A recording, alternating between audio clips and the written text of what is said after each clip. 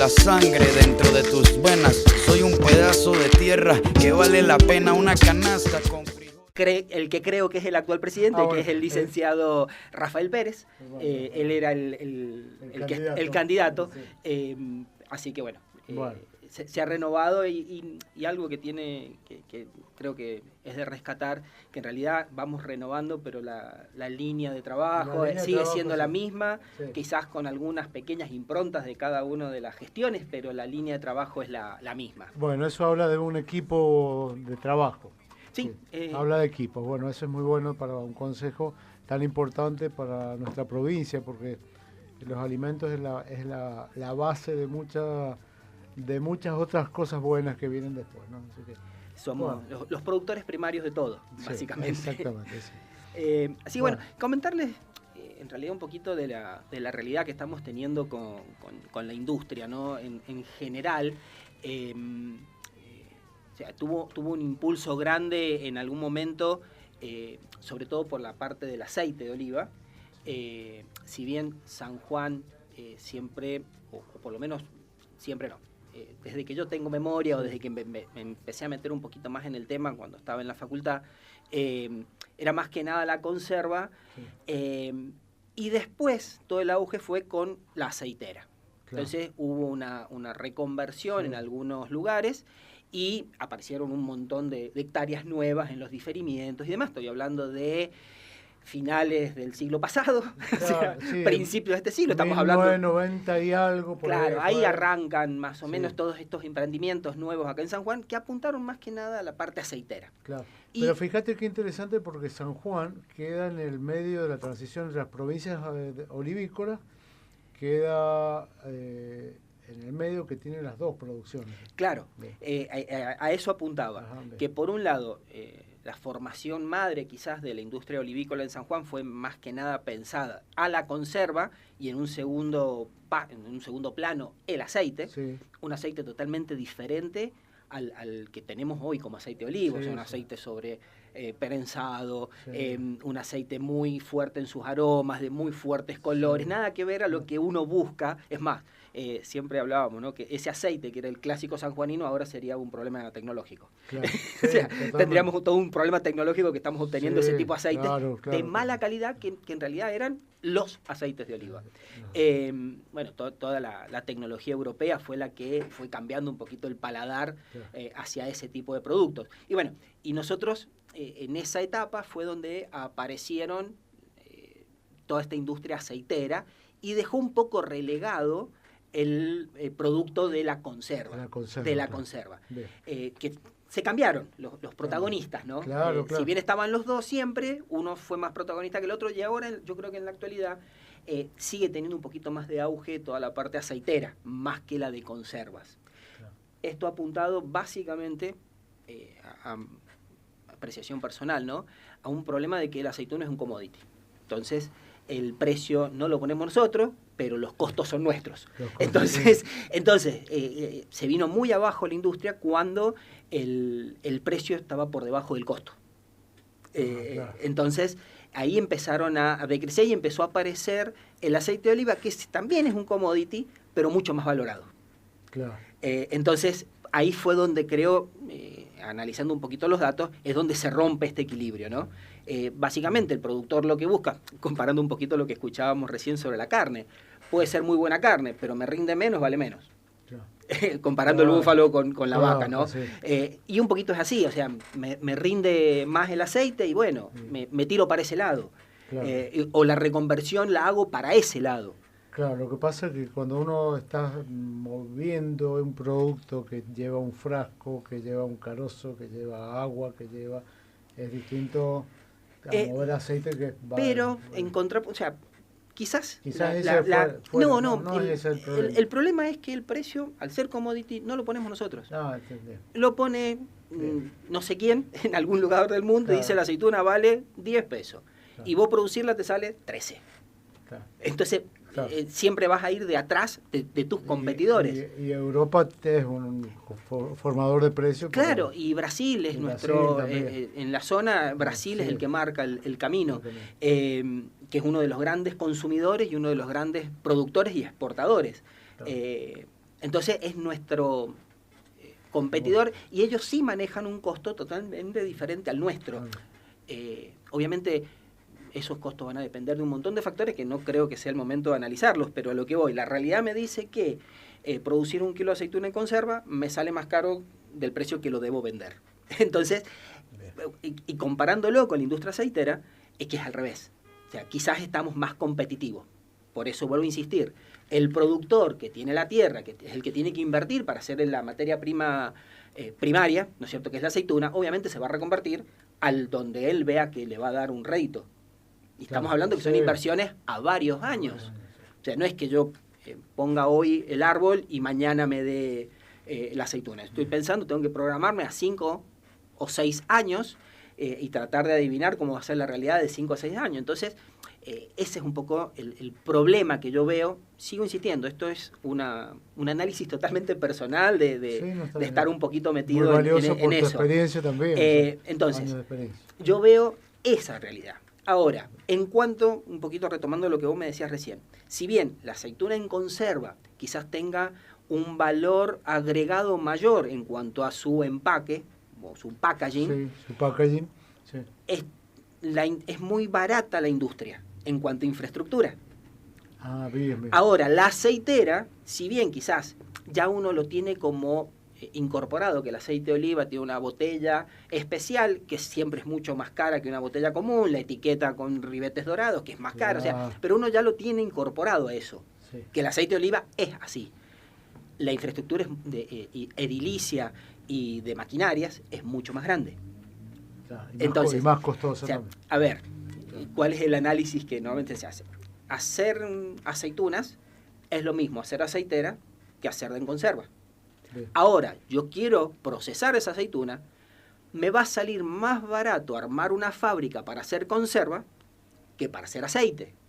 Ahora, el producto que me da la fábrica de aceite es mucho más fácil de vender que la fábrica, que la conservera. Claro. Es todo un tema de análisis. Claro, son de análisis de equilibrios extraños también.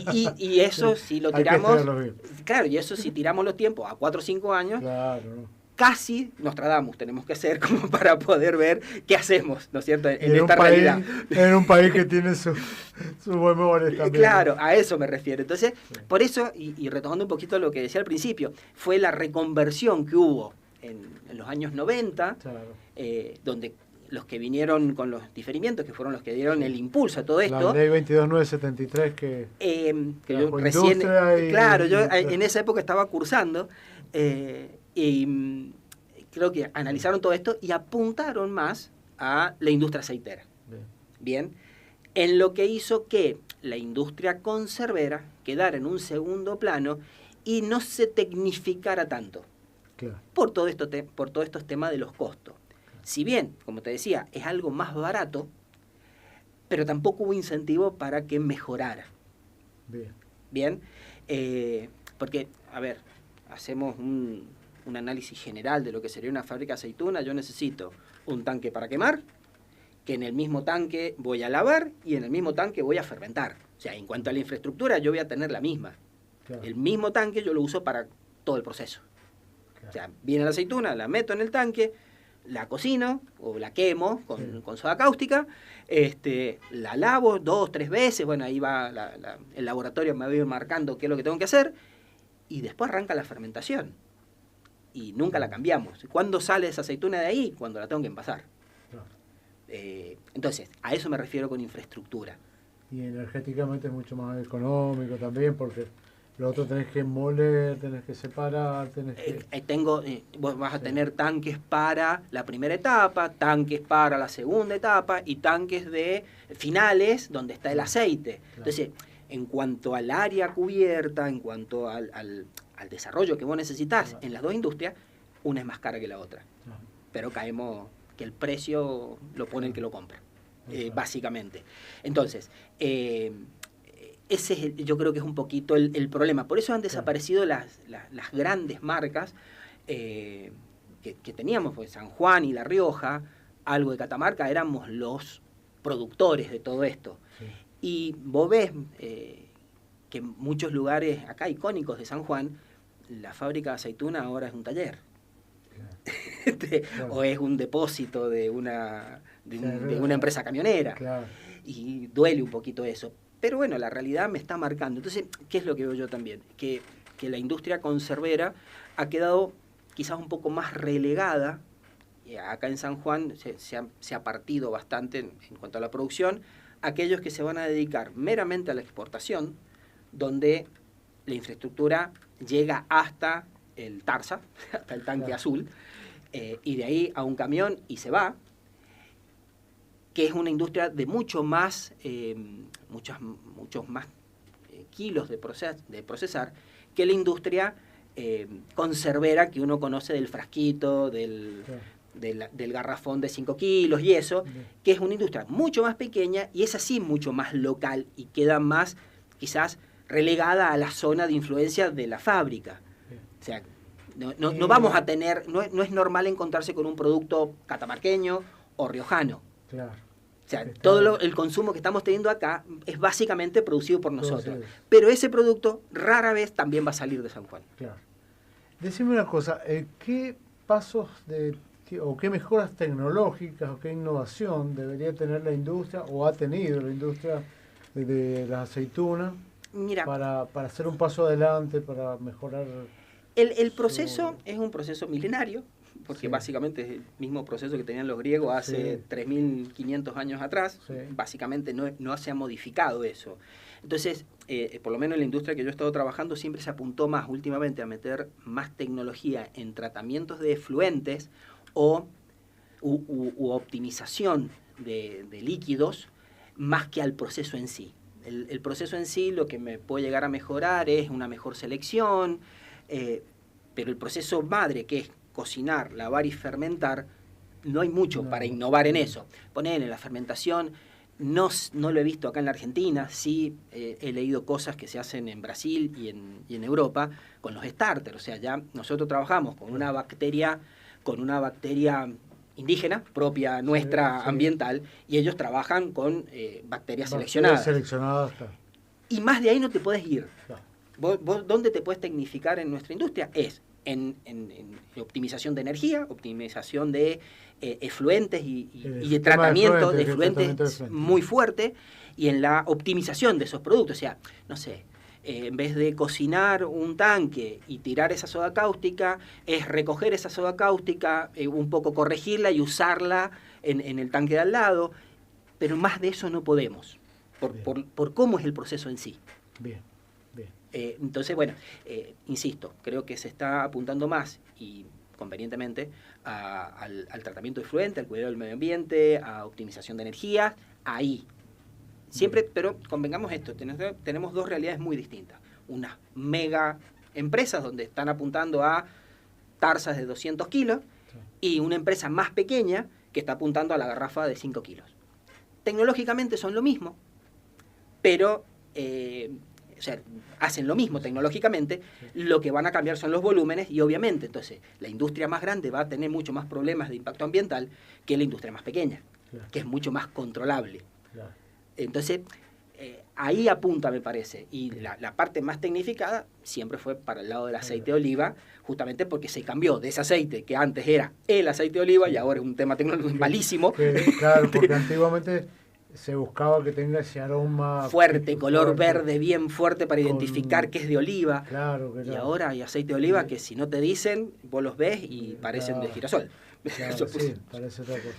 Bueno, mira, para ir terminando, ¿siempre hay alguna novedad, alguna cosa que quieras comentar? Mira, como novedad, yo creo que lo importante es empezar a nivel general fomentar el consumo, porque también se ha venido muy abajo el consumo en general, porque ha quedado relegado a la picadita o a cosas... Y la aceituna con carozo y carozo sin carozo, rellena con morrón, y podés encontrarte algo que hayan rellenado, pero una delicatessen que se hace casi a mano, con queso, con almendras, con otro tipo de productos, pero creo que debemos salir a apoyar a nuestros productores, sobre todo en los dos grandes eventos, la Olipsan y la Agroliva, que es un poco uno donde ve todo este crecimiento, que que es lo importante hacer nosotros como consumidores productores. No, y seguir relacionando de oliva y salud, ¿no?